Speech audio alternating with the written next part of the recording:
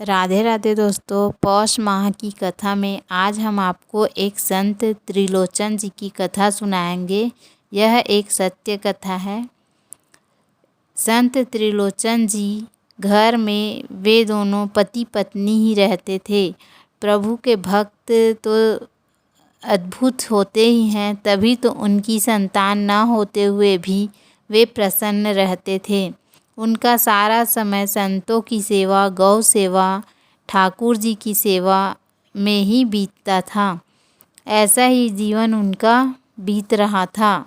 अब एक समय आया कि उनकी शारीरिक क्षमता कम होने लगी, अर्थात वृद्धावस्था आ गई।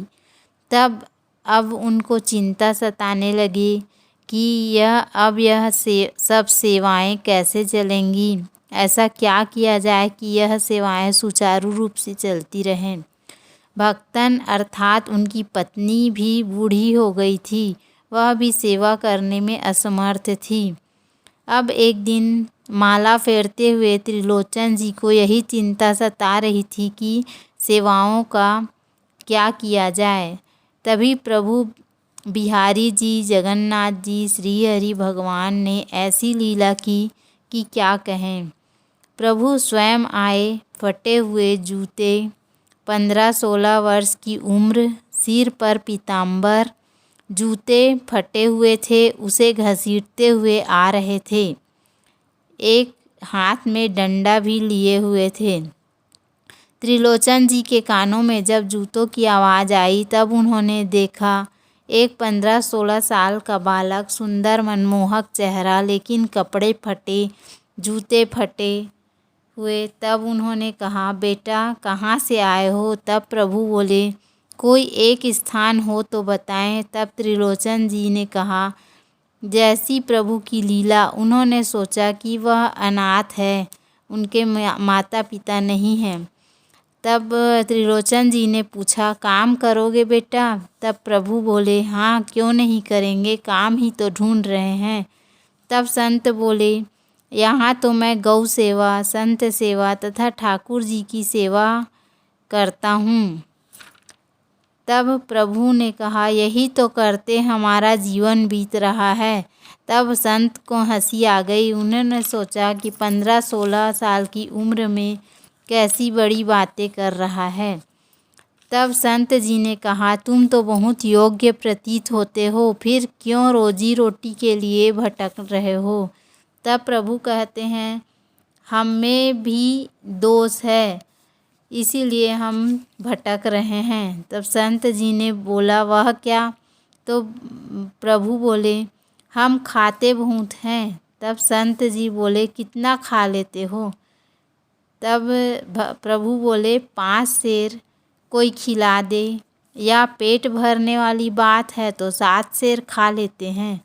संत बोले, ठीक है, मंजूर है।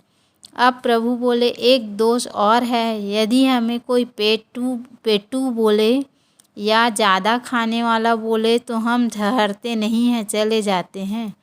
तब संत बोले, ठीक है, तुम्हें कोई भी पेटू नहीं बोलेगा। प्रभु बोले, संत जी एक शर्त और, हम संत सेवा, गौ सेवा और ठाकुर जी की सेवा और आपकी भी सेवा करेंगे, मगर हम जो खाना खाएंगे वह हम स्वयं नहीं बनाएंगे। संत बोले, फिर कौन बनाएगा? तब प्रभु बोले, आपकी भक्तिन। तब संत जी ने अपनी पत्नी भक्तिन को बुलाकर तो वह बोली, ठीक है बेटा, हम आपको भोजन बनाकर खिला देंगे। अब संत जी बोले, आपका नाम क्या रखें? तब प्रभु तो प्रभु हैं, उन्होंने अपना नाम अंतर्यामी रखवा लिया। अब संत सेवा शुरू हो गई, संतों की सेवा बढ़ गई, धन धान्य बढ़ गया। जहाँ भगवान है वहाँ किस चीज़ की कमी, और संत जी का भाव तो था ही, और जहाँ भाव हो वहाँ अभाव कैसा। संत सेवा चलती रही, नहलाना धुलाना, साफ सफाई, भोजन सब अच्छी तरह से चल रही थी। सभी अंतर्यामी से बहुत खुश थे। एक दिन भक्तिन अपने पड़ोस के माता बहनों से मिली तो उन्होंने कहा, आप तो बहुत भाग्यशाली हो जो आपको अंतर्यामी जैसा सेवक मिला है। संत जी भी चमकने लगे हैं, परंतु आप में कोई बदलाव नहीं है, आप तो वैसी ही हैं। तब भक्तिन ने कहा कि मेरी कहाँ सेवा, उल्टा मैं तो उसके लिए भोजन बनाती हूँ और उसे खिलाती हूँ। तब उन माताओं ने कहा, तो क्या हुआ, छोटा सा दुबला पतला सा बालक तो है, कितना खाता होगा। तब भक्तिन के मुंह से निकला, कहाँ, वह तो बहुत पेटू है।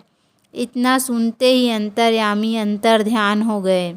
अब संत अंतर्यामी को ढूंढते फिर रहे हैं। तब भक्तिन घर पहुंची और सारी बातें संत जी को बताई कि मेरे मुंह से बहुत पेटू है ऐसा शब्द निकल गया। संत जी समझ गए अंतर्यामी क्यों नहीं दिख रहा है।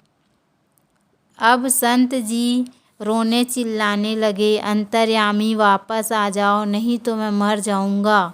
रात्रि हुई तब भगवान ने संत को स्वप्न में दर्शन दिया और कहा कि मैं ही अंतर्यामी बनकर आया था, आप कहो तो मैं फिर से आ सकता हूँ उसी रूप में। अब भक्त भगवान से सेवा कराए यह तो उचित बात नहीं है। यह सोचकर संत ने कहा कि आप मुझे उसी रूप में एक बार दर्शन दीजिए। तब भगवान उसी रूप में साक्षात संत त्रिलोचन जी को दर्शन देते हैं। संत उनकी चरणों में गिर कर क्षमा मांगते हैं। ऐसी है हमारे प्रभु की लीला। उम्मीद है आपको हमारा वीडियो पसंद आया होगा। यदि हमारा वीडियो पसंद आया तो वीडियो को लाइक करें, चैनल को सब्सक्राइब करें। धन्यवाद। राधे राधे।